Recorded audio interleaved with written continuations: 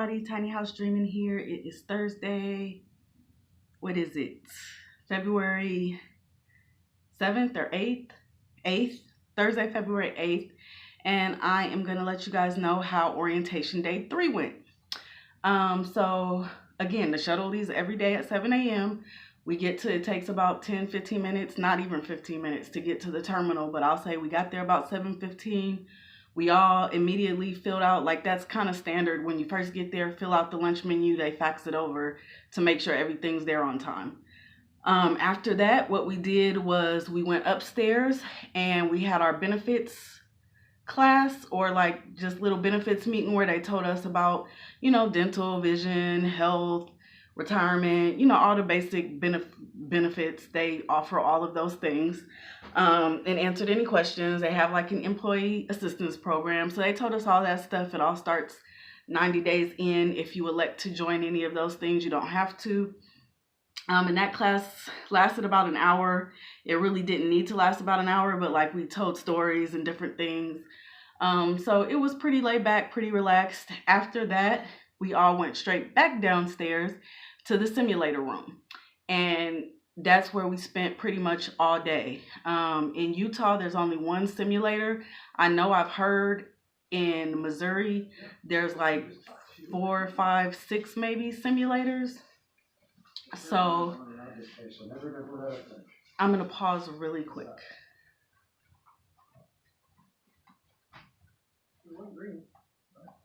Okay, maybe I don't have to. I didn't want to get somebody in the video that didn't want to be in the video, but they're going in the room downstairs. But yeah, I heard Missouri had like a lot of simulators. So for us in Utah, the room we're in, I'm sure they would have more, but it's just not enough room. I think I guess I didn't mention this yesterday, but like the tire foreman, as we were walking around the yard, he was telling us that in October of this year, 2018, they're going to be tearing down like a lot of the buildings that we had walked through. A lot of them are new. So in case anybody's curious, Prime actually brought Swift Transportation's old facility, but they've since added new buildings where they gas you up and where you pull in the beginning and where they do paint and all that stuff. All of that is new. So it's clean. It's like a new building. There's a couple of old buildings like their wash bay where you get your truck washed. And one other building, I can't remember what's in it, but they're older buildings and you can clearly look and tell what's new and what's old. But he said in October, they'll be knocking those down, and the Utah campus is going to look like the Missouri campus with the basketball courts, the driver amenities, the lounge. And they have a little lounge here at Utah, but nothing like Missouri, but it's going to be a little bit smaller version of Missouri just because the acreage is not as big as Missouri. But gosh, where was I today? So the simulator room, I think that's what I was trying to get at. So I'm thinking that once they tear all of that stuff down, that they'll probably be adding more simulators because, of course, there's more than one person in the class. And, today what we ended up doing was just one at a time on the simulator. And, we started just learning how to shift up. Then we learned how to shift down. Then we learned how to split shift. I think that's what skip shift. Learned how to go up a hill, down a hill kind of thing. So we all kind of took turns and spent 5 to 10 minutes each, doing each different thing throughout the day. And that kind of lasted the whole day. From the time we finished with the benefits meeting up until 4 o'clock, that's what we were doing. I got a little bit of footage of me doing it. I had one of my classmates didn't mind taking it. She took 2 videos. One was a little blurry, so I'm only post one that was clear. And it's 22 seconds, but you get to kind of get a sense. And then yesterday, I actually was able to meet my trainer. So the person who's going to be training me for PSD, which is the 2-week or longer if I don't pick up on it quick enough. But the first part of the part before I take my CDO test, she's going to be my trainer for that. And she said, if we mesh well and you want me to stay your trainer for the TNT phase, the 30,000 mile phase, that she's you can stay on my truck for that as well. And she seems really cool. So I'm thinking that I'm going to probably end up with her for that phase as well. But for right now, her job is to get me ready, learn how to back, learn how to drive, learn how to, she's in an automatic truck, so I won't really be learning how to shift a lot when I'm out on the road, and you guys see me in the videos I'll be making then. But what's gonna happen, because you do want to take your CDL test in a manual truck just so you don't have a restriction on your license that you can only drive automatic. And Prime doesn't want you to have that restriction either. They would prefer, even though you're most likely, like we looked at, he said the tire foreman that we talked to yesterday, he said like all 5 of us in that class will be getting 2017 or 2018 trucks once we get go solo. And he said the chances are that they're going to be automatic, because like Prime's kind of turning over to mostly automatic. There are still some manuals in their fleets, but he said for the most part you're going to get an automatic.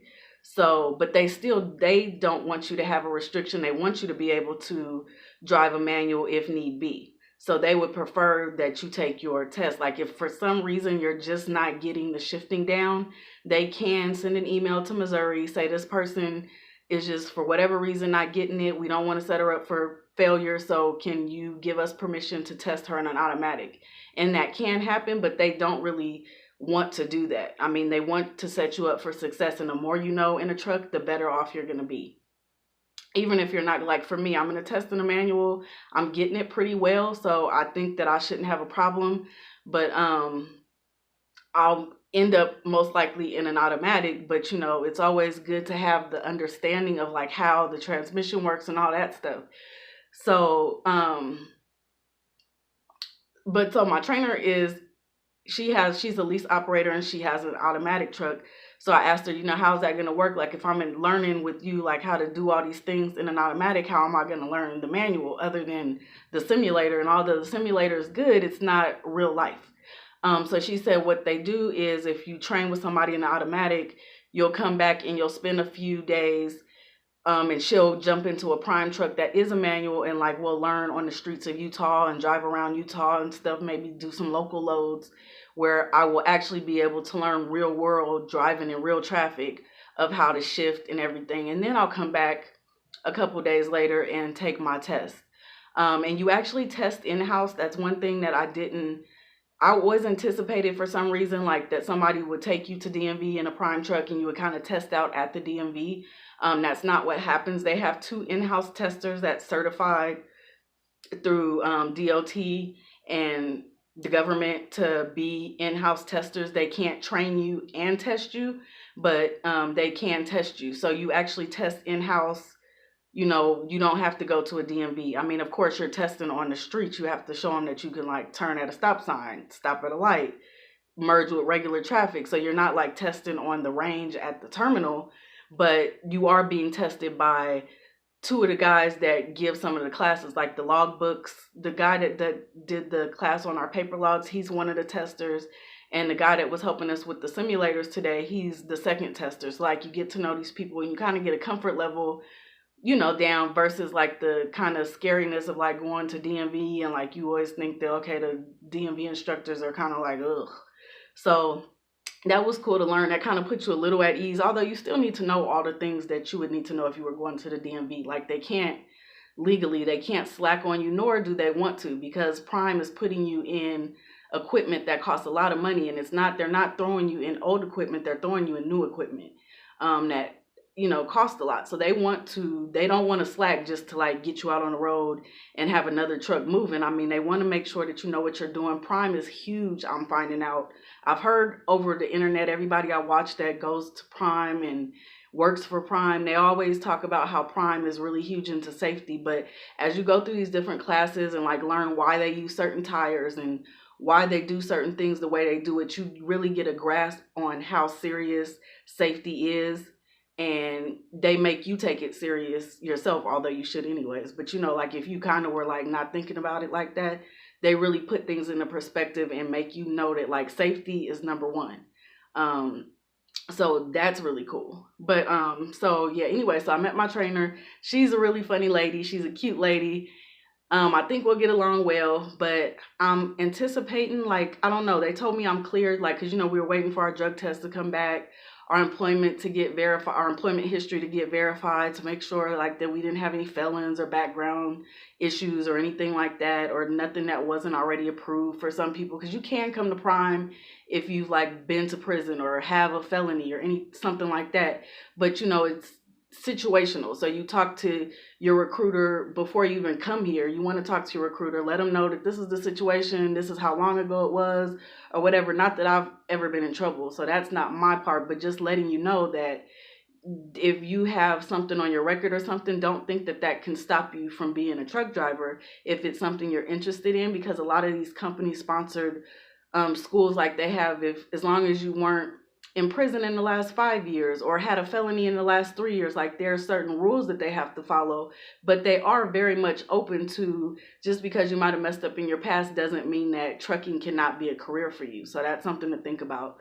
But yeah, so today my since I know who my trainer is, she's kind of like ready to get back on the road and start making money again, because like the saying goes, if your wheels ain't turning, you ain't earning. So she went and talked to them, and they told her, okay, yeah, she's cleared. So that was cool. So I'm assuming that means drug test and everything came back.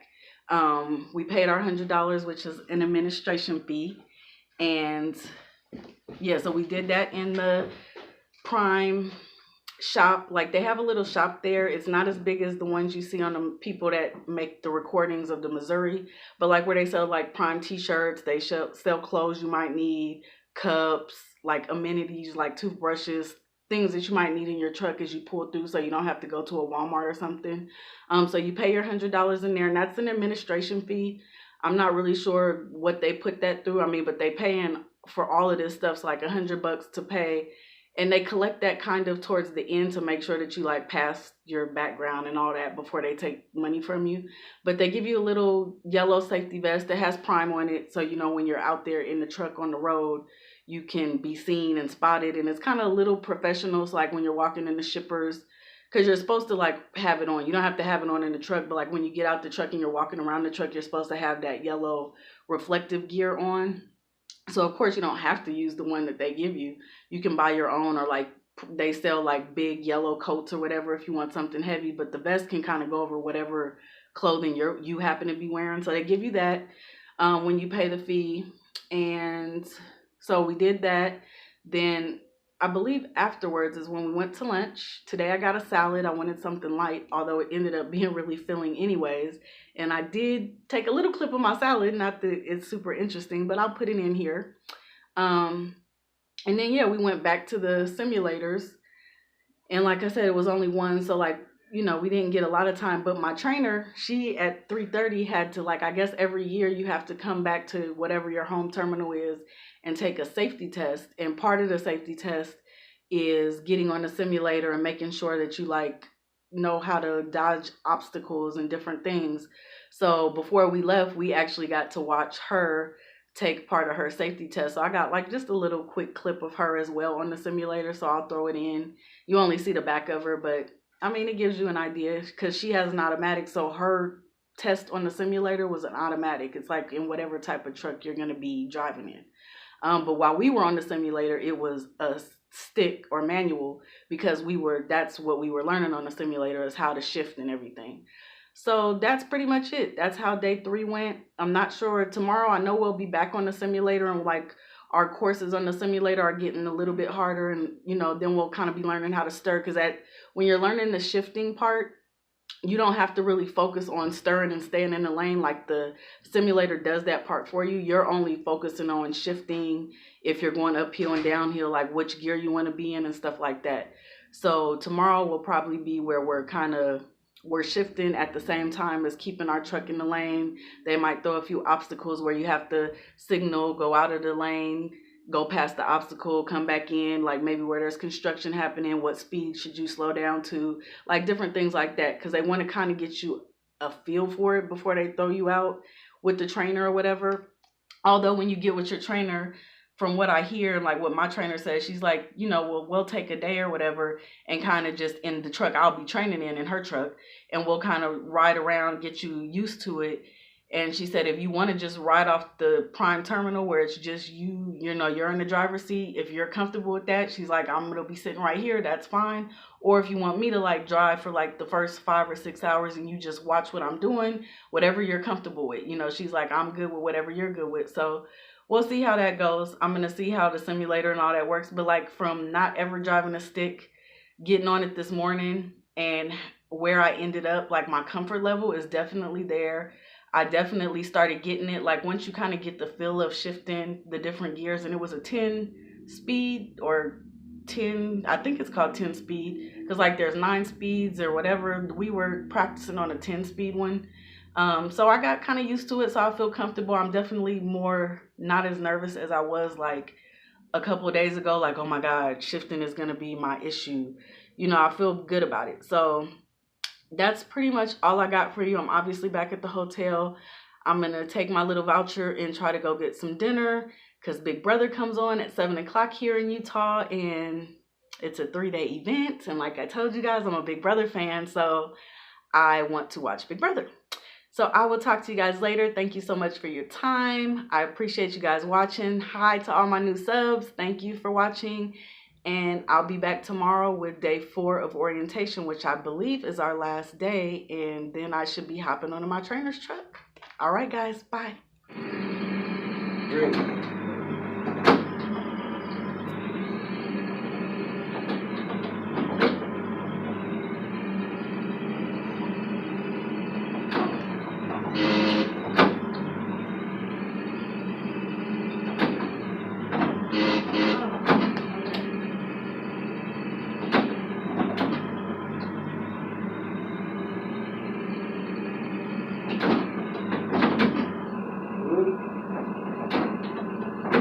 There you go.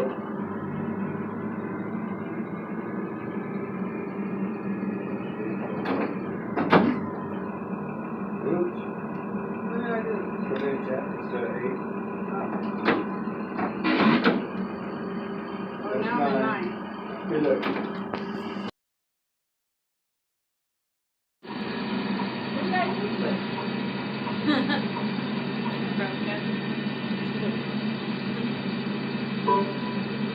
Good second roll. Get over. Yeah, get over there. I don't want to get that. That's another one. I should give it away to leave. Is that hand? That's a good one. That's a good spot. So today for lunch, I got this Caesar salad.